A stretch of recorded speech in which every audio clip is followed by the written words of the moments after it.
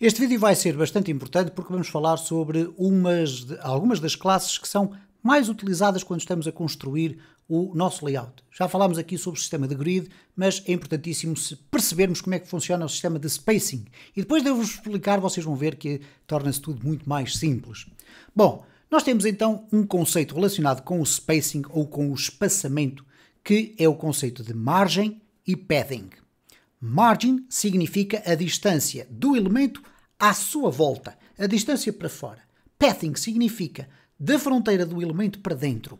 Bom, como é que isto se vê na prática? Eu tenho aqui um parágrafo, ok? Eu ativei aqui no meu sistema, ativei aqui esta box para termos aqui uma sombra. Eu vou até diminuir aqui ligeiramente para ficarmos com algo mais subtil. E coloquei aqui um background warning para nós vermos este parágrafo. Como vocês podem observar aqui, este parágrafo ocupa toda a largura da minha página, é tranquilo, eu poderia controlar isso com o sistema de grid layout, mas o que nós vamos falar aqui é sobre o distanciamento para cima, para baixo, para a esquerda, para a direita, isto é, no seu exterior, mas também no espaçamento interior.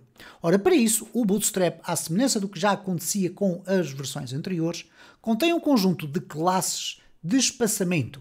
Bom, e como é que elas funcionam? Eu vou explicar aqui muito rapidamente. Em primeiro lugar, nós temos aquilo que se designa pela própria propriedade, que pode ser um M de margin, ok? Ou um P de pathing. A seguir, nós temos aqui um sufixo.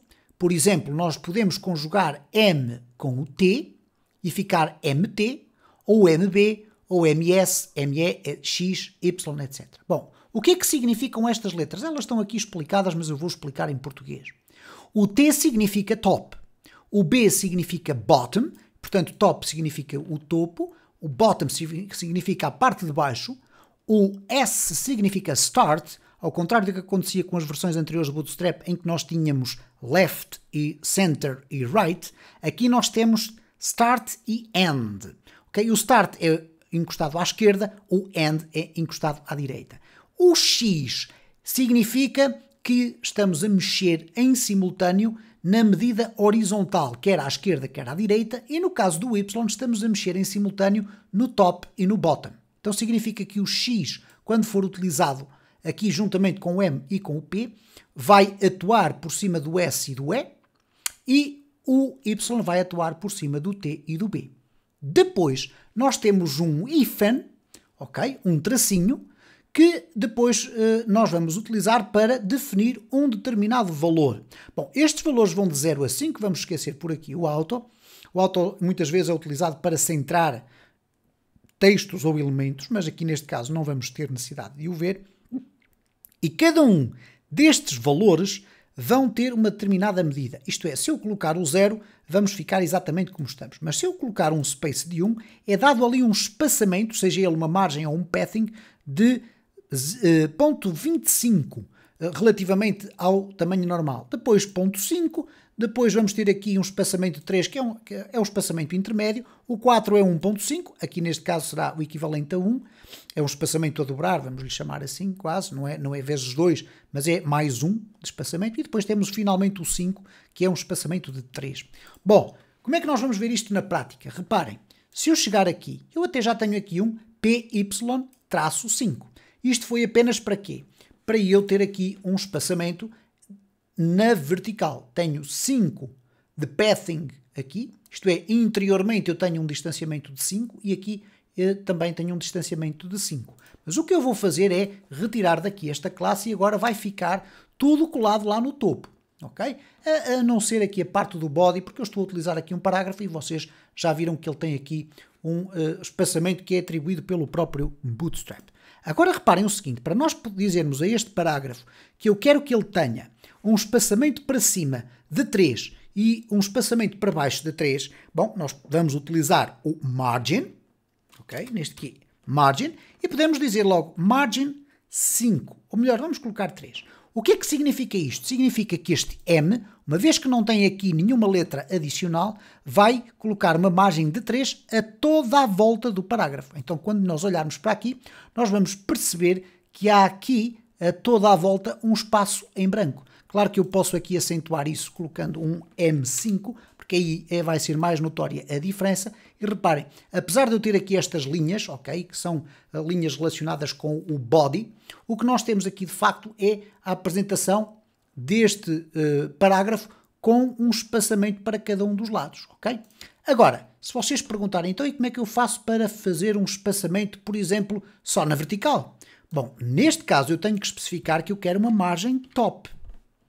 Margem para cima. E aqui o que vocês vão ver é que a margem está definida para cima, mas não existe margem para baixo. Se eu quiser definir uma margem na vertical mesmo, com o top e o bottom, eu não necessito utilizar o MT e o MB. Eu uso o MY, que é o eixo do Y. E então neste caso eu tenho o mesmo distanciamento para cima e para baixo. Se eu quisesse um distanciamento diferente, eu colocaria margem top 5 e margem bottom 2, por exemplo. E agora, se for ver aqui, reparem o que é que aconteceu?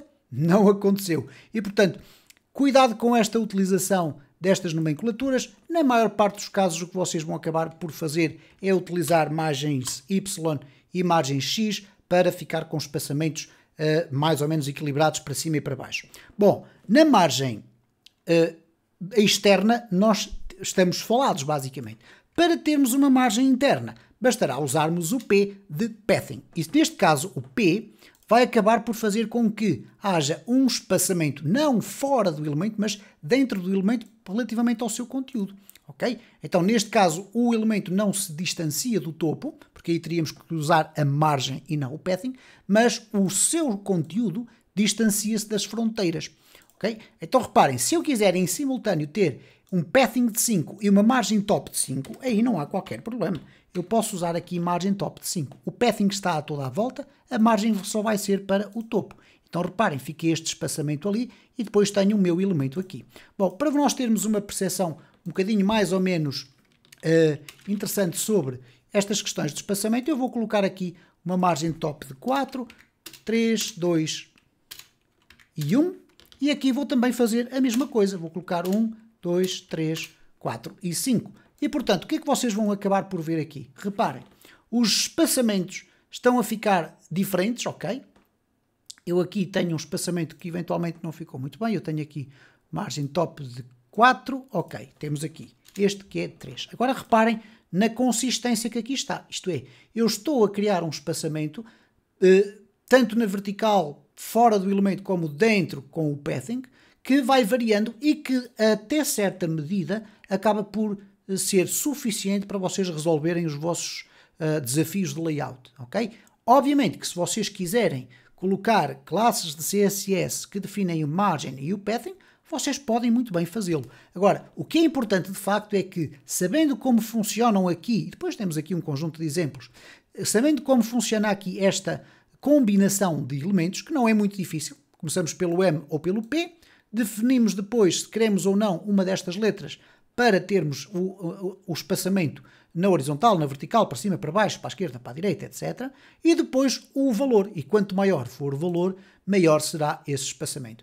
Tal como eu tive a ocasião de referir, na esmagadora maioria dos casos, vocês conseguem resolver os vossos problemas de apresentação de texto desta forma. Se vocês quiserem criar classes adicionais para espaçamentos mais específicos, pois então poderão fazê-lo no vosso fecheiro de CSS.